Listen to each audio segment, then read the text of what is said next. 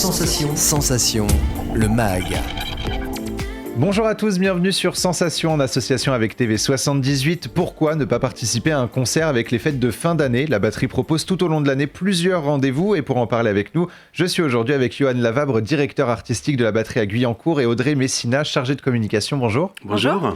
Alors la batterie se concentre sur les musiques actuelles. Alors qu'est-ce que vous appelez musiques actuelles et pourquoi avoir décidé d'établir votre programmation autour de ça ? Bon, alors c'est toujours compliqué de catégoriser, on va dire, les choses.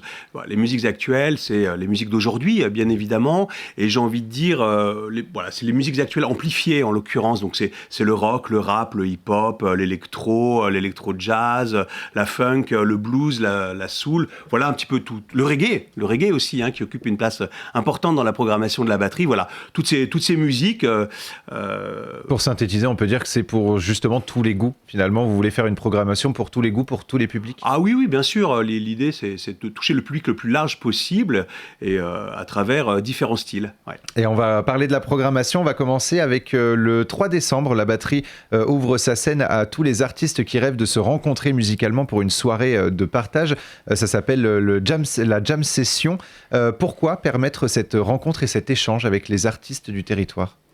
Ça permet aux artistes amateurs du territoire de pouvoir se rencontrer musicalement et puis de pouvoir improviser sur les chansons qu'ils souhaitent. Et d'ailleurs, on a une liste de chansons qu'on propose sur le site web et les réseaux sociaux s'ils ne sont pas inspirés. Voilà. Donc c'est l'occasion finalement de se faire découvrir plusieurs univers aussi musicaux. Ils pourront prendre le micro, faire découvrir justement leur musique aussi. Je sais pas, c'est plus de l'impro, c'est pas forcément l'occasion de montrer son propre répertoire. Ouais, son propre répertoire. Mais au moins son caractère, en tout cas sur scène, en tant qu'artiste ou en tant que groupe, etc. Oui, tous les musiciens peuvent venir, c'est vraiment une scène ouverte ils se mettent d'accord sur le morceau qu'ils vont jouer et donc ils improvisent un petit peu. C'est vraiment une expérience du vivre ensemble et c'est aussi ça, la culture, une façon d'apprendre à vivre ensemble. Et un événement à l'Auditorium cette fois, le 6 décembre, avec le spectacle musical Là-bas, chanson d'aller-retour. On va écouter un extrait et on poursuit juste après. Yo soy Candida. Yo soy Floricela. No la lloren, que je suis la plus no la lloren. Je suis la cadette. Que fue la gran bandolera entera. No la lloren. Ne peuvent plus rester secrets. Comme Tu ne devrais pas raconter ça. Comme elle est belle, when a bœuf là-bas. Je sens l'air frais sur mon corps. Un pigeon vole. Il tient ma lettre dans son bec. Nous sommes partis là-bas. Il traverse la Méditerranée. Ayer, maravilla fui, orona y ora, de sombra sol. Là-bas, chanson d'aller-retour, donc le 6 décembre. Alors que découvriront justement les spectateurs lors de ce spectacle ? Oui, alors c'est un très joli spectacle, effectivement, entre la chanson et le théâtre, qui réunit Nathalie Joly et sa sœur sur scène, sous le regard de Simon Abkarian. Et c'est l'occasion pour elles de se replonger dans leur enfance. Elles sont nées en Algérie, et donc c'est un spectacle aussi sur l'exil, sur la nostalgie, avoir dû quitter cette terre qu'elles aimaient. Mais c'est aussi et surtout un spectacle sur la réconciliation. Et retour à la batterie le 10 décembre avec Steve Waring. Qu'est-ce qui attend les spectateurs ?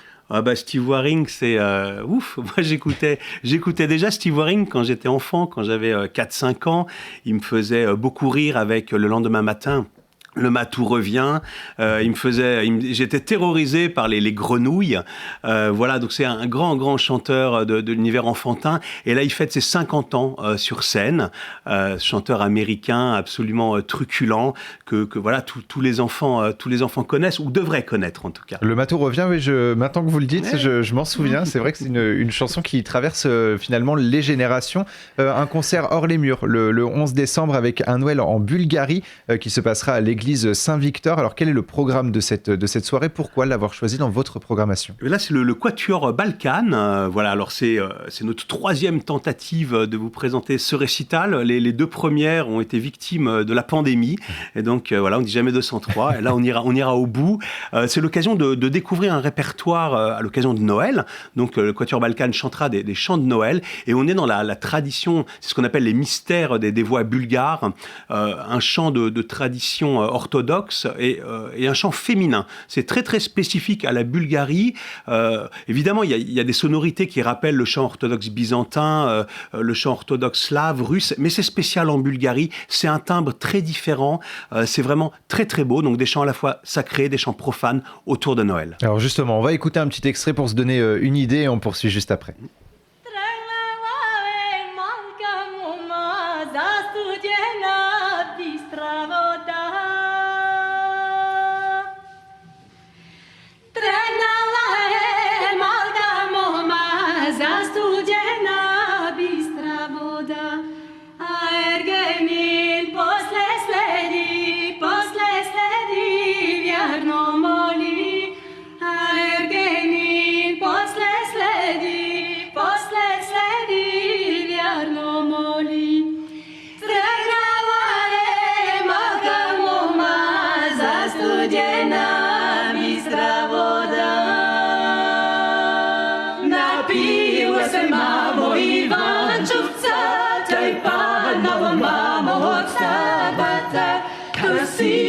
Mamo, dva te kraka, mamo, i kraka, i vančevca, mamo, svadba pravi, i vančevca, mamo, mi tja ženi.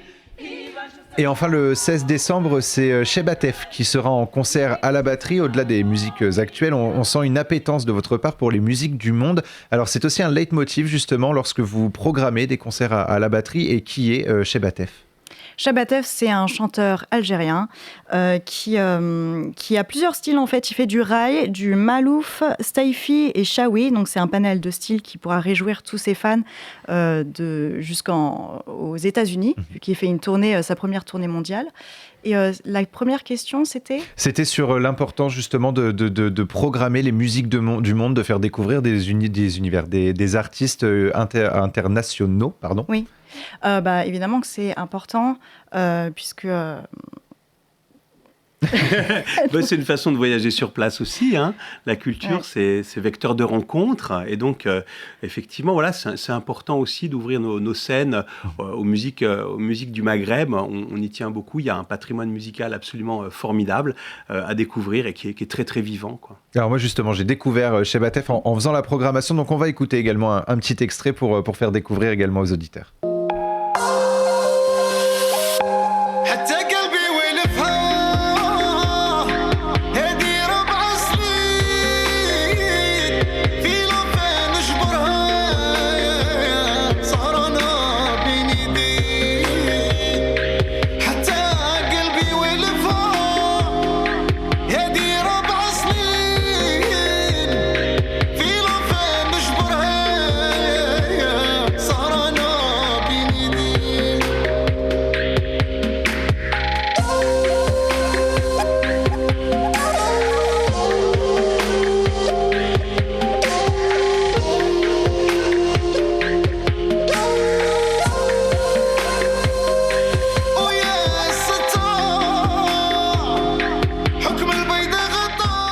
Et tous les deuxièmes samedis de chaque mois, donc il y a un concert qui est organisé au restaurant de la batterie. Alors quel est le programme de ces soirées ? Pourquoi des concerts à la batterie, au restaurant de la batterie ? Oui, alors effectivement, la batterie c'est un pôle, c'est le pôle musique de Guyancourt. Donc on y retrouve la salle de concert debout, l'auditorium, une école de musique, des studios de répétition, d'enregistrement, et puis un restaurant, effectivement, un restaurant qui lui aussi joue son rôle musicalement.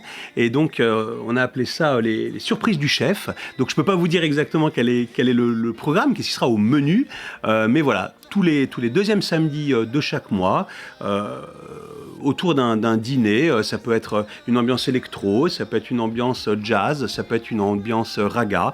Voilà, différents styles que David, le chef, concocte pour le public de Guyancourt et des environs. Et à venir donc découvrir le deuxième samedi de chaque mois donc au restaurant de la batterie. Merci beaucoup Johan Lavabre et Audrey Messina d'avoir été avec nous sur Sensation.